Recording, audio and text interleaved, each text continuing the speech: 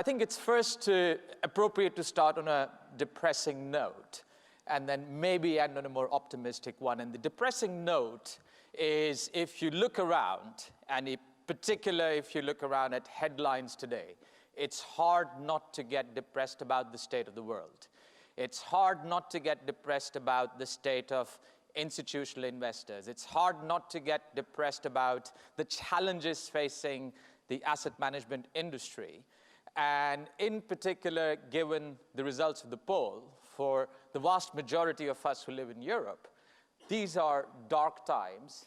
And if within Europe you happen to be the holder of just one passport, and that passport happens to be a UK passport, then it's particularly a bad time. Anyways, I think it's important to look at the state of the global economy and separately maybe the financial system, and then particularly look at the interplay between the two.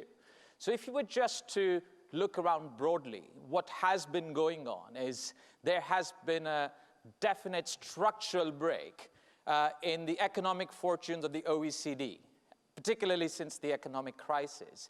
If you look at average OECD growth over the past few decades before that, it averaged about 5% or so, or 4% in some countries. And that has now seemingly structurally gone down to just about 1.5%, which is a big, substantial shift. And I don't think the world or the citizens of the OECD have quite sort of adjusted to this new normal yet. Now, economic growth historically, if you look back long enough, especially in sort of recent decades, has come in about half of the contribution has come from favorable demographics. So the increase of working age populations, and about the other half has come from increases in productivity. Now, that makes up for some depressing thinking. In particular, if you look at the significant, substantial shift in the demographic fortunes of the OECD, the average birth rate in the EU today is 1.58, much below the replacement 2.1 ratio.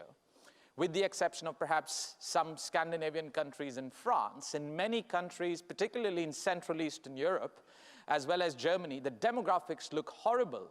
And what's interesting is it's exactly in many of these countries, particularly Central Eastern Europe, where the demographics look the most horrible, the anti-immigrant sentiment is perhaps the strongest. Japan is another classic case in point. 2/3 of Japanese farmers today are over the age of 65. I think it was about 4 years back that the sale of adult nappies to tackle incontinence in old people exceeded the sale of nappies for children in Japan. And yet, even third-generation Koreans in Japan are referred to the equivalent of pakis, completely inappropriate in the United Kingdom. But that is how poor the welcome of immigrants in Japan is.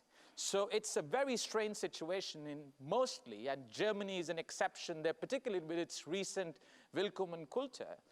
But with that exception, most countries that most need immigrants within the OECD are not going to be getting any because they don't want any.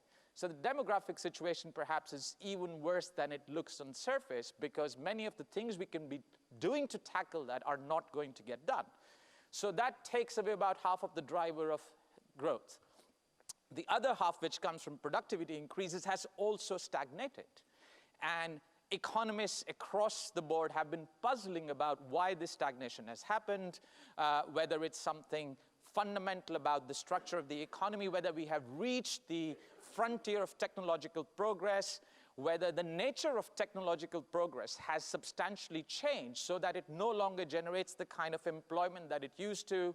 These are unanswered questions, but the reality is very clear that productivity growth is also stagnating. So the new reality, I think it's safe to say, is that for the foreseeable future, particularly within the EU and the Eurozone, but also more broadly in the OECD, we are not going to be seeing growth rates that are much in excess of maybe 1.5%, 2%.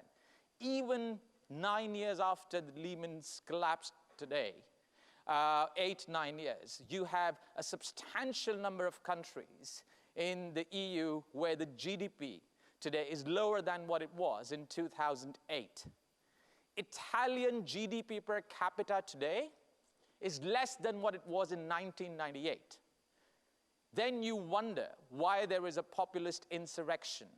You wonder why people are not feeling satisfied within the EU. If you look at the incomes of about 75% of citizens of the OECD since 2008, they have either stagnated or fallen. And this is the backdrop for all the headlines that seem to dominate.